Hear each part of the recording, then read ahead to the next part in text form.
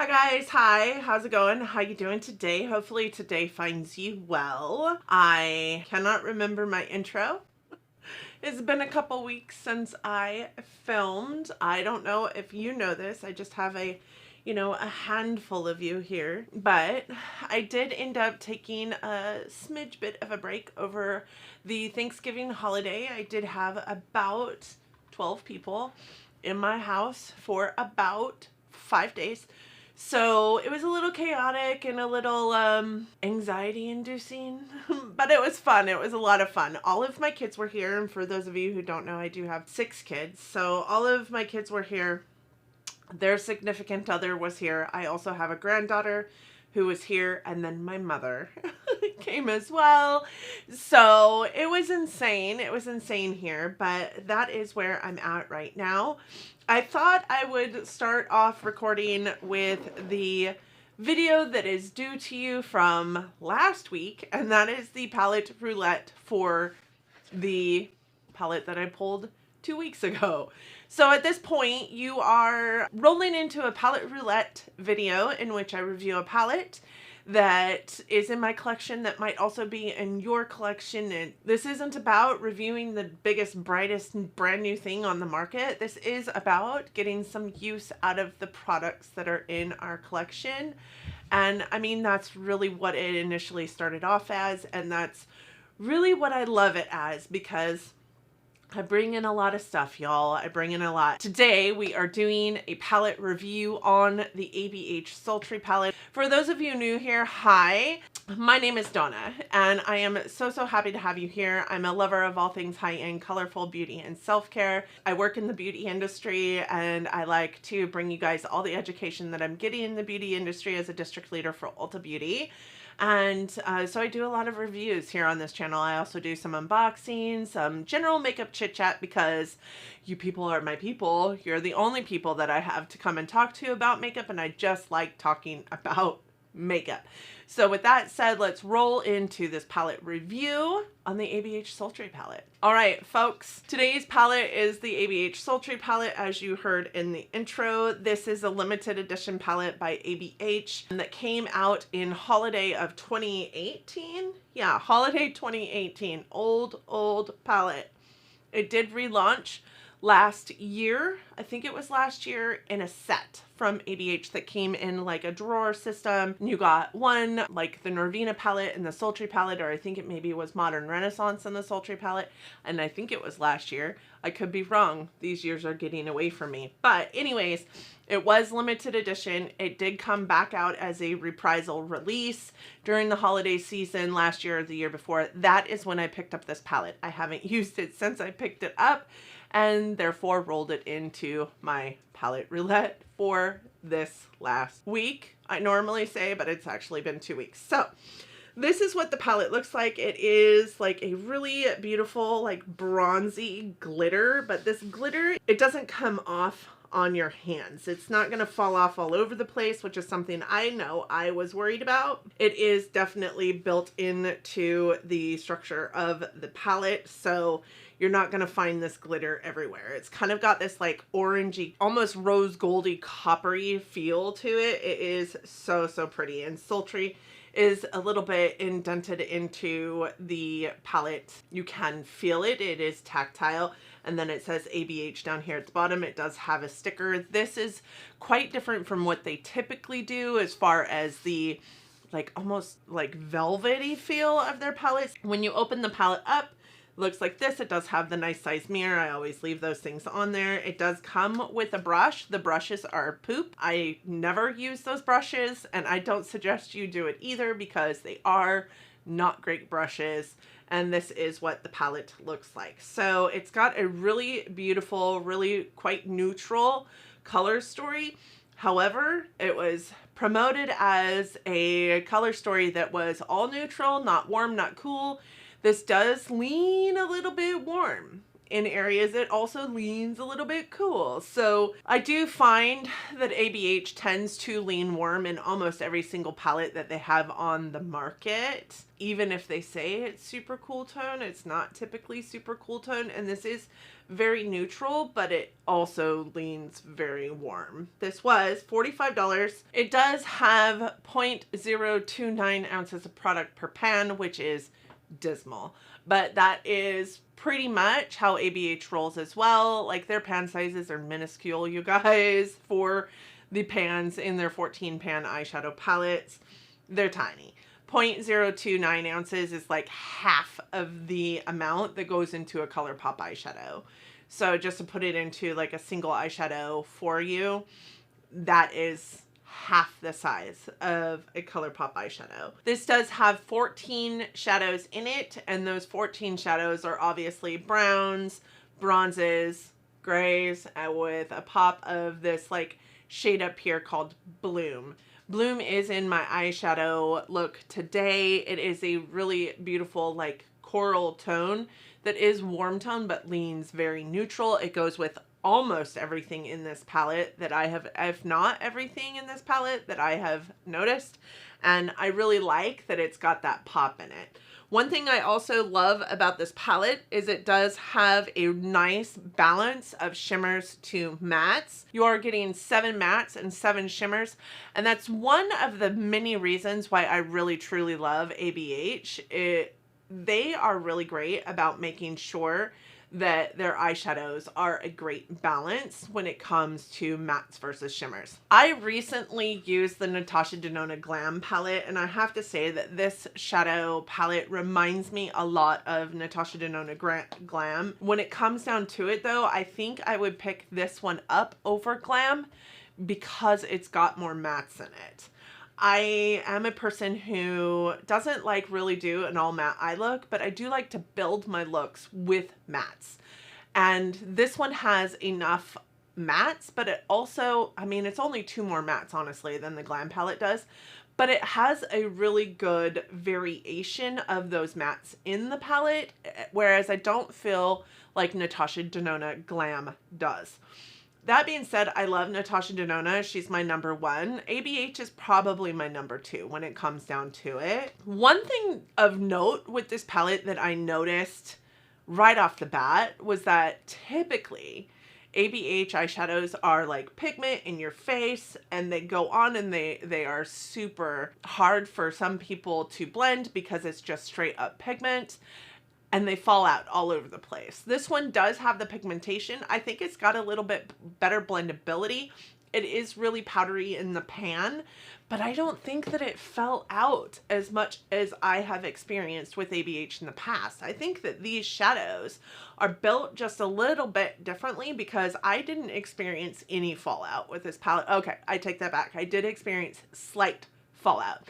But if you know ABH, you know that you get fallout all over your face when you are messing with ABH. As a matter of fact, when I started first messing with ABH, they're the reason why I started doing my eyes before my face, because you would get fallout all over the place and it would destroy your base makeups. I did notice that about this palette. I think that that is fantastic. I don't know if the formulation has changed necessarily, but I do know that the fallout portion of ABH when it comes to this palette is less. With that said, you can't get this palette anymore, and that pains my heart because typically ABH will do limited edition and then it's around forever. I can think of like the Norvina palette. I can think of like the Carly Bible palette even. This one wasn't. It was like a smidge of a second and then it was gone, and then it came out again for a smidge of a second and then it was gone. Some of the things that I love about this palette was that every single eye look I did, I got compliments on. Every single one of them. Whether it was just a one swipe shimmer on my eyelid with a little bit of buff into my crease, whether it was like this pink with this black or this pink with this brown or this like bronzy, like almost mustardy color, every single look I did with these, I got compliments. I do know I have brown eyes. I do know neutrals look really good on my eyes, but every single eye look I got compliments on. That was crazy. I love the 50-50 split of shimmers to mattes.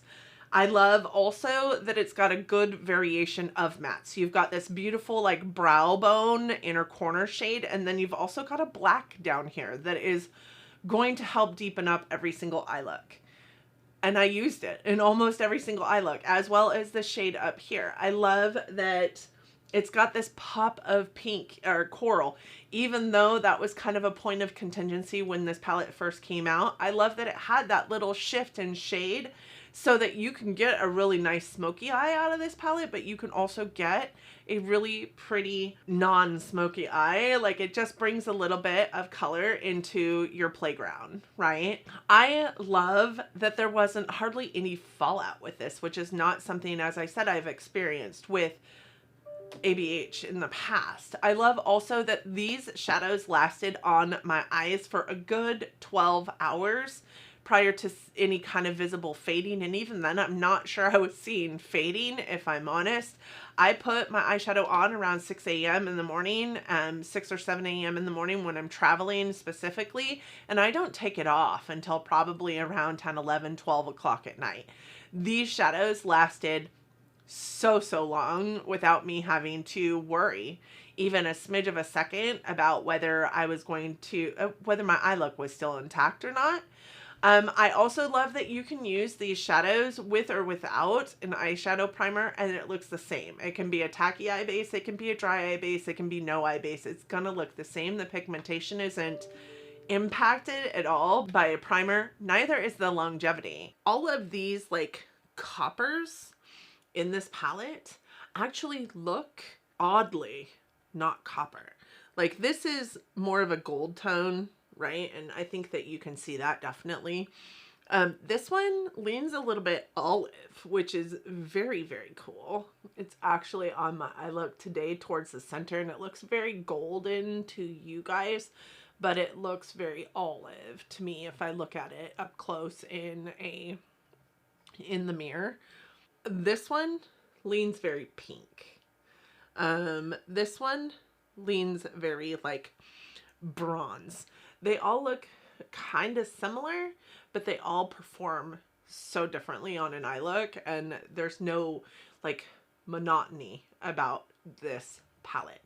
Whereas with the Natasha Denona one, I felt like every eye look looked the same, and some of that might be because it didn't have really a round of mattes to perfectly complement. There were only 5 mattes in that palette. Some things that I didn't love about this palette. I didn't love how warm it got. As much as I love warm eyeshadows, like looking at this palette, you really think that you're going to get some more neutral or cooler toned eye looks. This just didn't have that for me. It was very warm in tone. I didn't love that this deep brown kind of got like a really muddy gray almost as it was being blended out on your eye look. I didn't love the color story. We all know I'm kind of a color queen, and unless it's got a lot of color in it, I don't love it. My eyes do look fantastic with a neutral or a natural eye look, but this just isn't my favorite color story, and that is a personal preference. Another thing that I don't love about this palette is I feel like this pink, even though I love this like corally pink in this palette, I feel like it gives a good pop of color to this palette that you might need.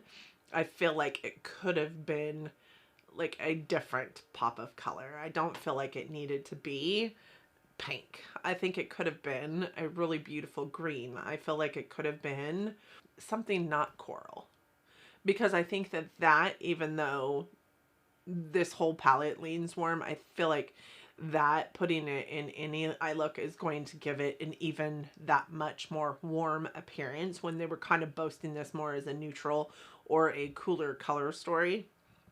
If you would have put a green in there, it might not have had the warmth in it that you kind of feel like it does because of that pop of coral.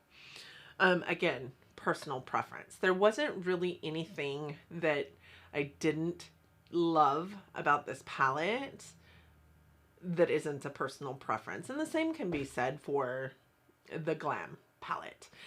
So I think when it comes down to it, would I choose this palette or the Glam palette? I honestly would choose this one. And they perform very similarly to each other as far as blendability, as far as performance, as far as like pigmentation and the like, but this one just has more mattes in it, and I felt like I could get more eye looks out of it that looked categorically different from the next. And with that being said, I'm gonna swatch it really quick for you. We're gonna talk about those swatches and then we will pick another palette. This one is called Fresh. It is just the like brow bone shade in the palette. It is very beigey, but it is in my brow bone today, and when I pan back out you will be able to see like it just differentiates your brow bone from everything. It's the perfect brow bone shade in my opinion for somebody of my skin tone. And then we have Pearl, which is a beautiful beigey toned shimmer. Then we have Steampunk, which is kind of like a golden, almost like a antique gold shimmer. Then we have Rose Quartz, which is a very like rose gold kind of shadow. Then we have Ember, which is kind of that olivey tone bronze. Then we have Bloom, which is the coral color. You can see it's not super warm. It's also not super cool.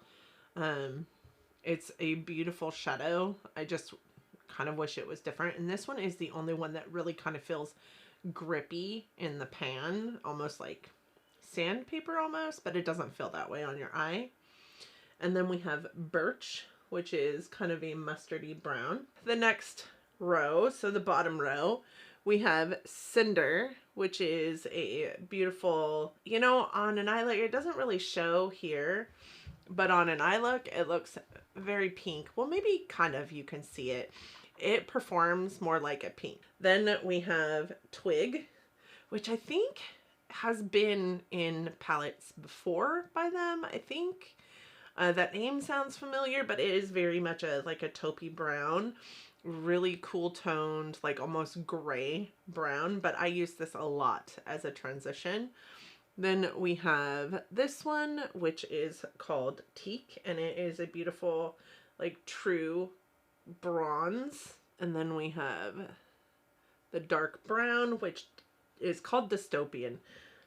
This one I would say was my least favorite shade to work with in the palette. It did give a little bit more grief on blending out. Like I said earlier, it kind of got a little bit muddy and gray, but it was really great in small areas. So like packing into the outer corner, kind of blending out into your crease from just a small point perspective, like from your outer corner into your crease. It worked really well for those, but it was my least favorite shade to work with. It didn't blend quite as nicely as the other ones. And then we have Cyborg, which, holy cow, can you guys even with that silver? That is insane, right? So pretty. Then we have the gray, and it is called Slate. And it really is just a beautiful light gray. It doesn't really deepen up much more than this in an eye look. So like packing it on isn't going to give you any other kind of look. But for a gray, I found that this was super, super blendable. And then, of course, Noir, which is their like one and only black that they use in every single palette that they're doing a black with. Like they've found something special with this black and they're sticking to it. This is a fantastic black. I love the ABH black. I think that it is a beautiful black. It goes on really well. It's super, super pigmented though. So like literally put your brush into the pan. Don't swirl it all. Just tap it in and then put it on your eye look. A little bit goes a long way. These are the 14 shades in the ABH eyeshadow palette. The ABH Sultry eyeshadow palette. They are super, super pigmented, super, super beautiful, super, super shiny. I did not find that these shadows did anything to exacerbate texture. They didn't fade super quickly. They didn't need a special kind of brush or special kind of primer or anything like that to last. They lasted a good 11 to 12 hours in an eye look, and you guys, there is a reason why ABH is one of my favorite formulas out there, and this is the reason. Like, they are just so pretty, so pigmented, and super, super blendable. Like, I don't have any problems with them. And when it comes down to it, as I said, I think that this formula might be a smidge bit different because I also did not see any kind of fallout on my face to speak of. It is powdery in the pan. It is going to be a giant mess for you in the pan, but not a mess all over your face. And the first thing I do with all of the brushes that come with the ABH eyeshadow palettes is pull them out and toss them away because they really aren't great eyeshadow brushes. The packer is not that bad, but they're very pokey, and your eyes is not a place where you should be wanting or utilizing a pokey brush because eyes are sensitive. So with that being said, I love this palette. I will keep this palette. I honestly feel like I like it a lot more than Glam, which doesn't pain my heart as much as you might think, because I love Natasha and ABH almost on the same level. So there's that. But I'm going to go pick a new palette. I will be right back. So I was going through my palettes the other day trying to like get situated for a possible palette declutter. I don't know when that's going to happen, so don't get excited. But I still have a lot of my sections of makeup to declutter, which I need to get on because Lord knows I like to do inventory at the beginning of the year, and I want to do a declutter before I do inventory. God knows. But one of the palettes that I came across that I absolutely forgot that I even owned was this one. This is the Dominique Cosmetics Celestial Storm. And I might have forgotten about this because I have used her Rustic Glam, which I hated, and I have used her Berries and Cream, which I loved. So like, she's not got a winning streak in my mind as far as palettes go, but this is the full-size Celestial Storm. I know that there was a size that came in the BoxyCharm boxes. I haven't subscribed to Boxy in like 2 years, so I haven't received that. But I do have this one. I did purchase this one, and I purchase everything. I don't know why I just said that. This is the color story. I'm here for it. I'm here for it. I think that it's beautiful. I think I'm going to have fun with this.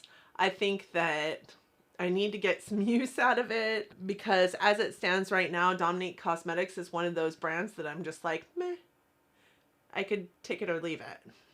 So this is the palette that I am going to use over the next week. I promise it'll just be a week.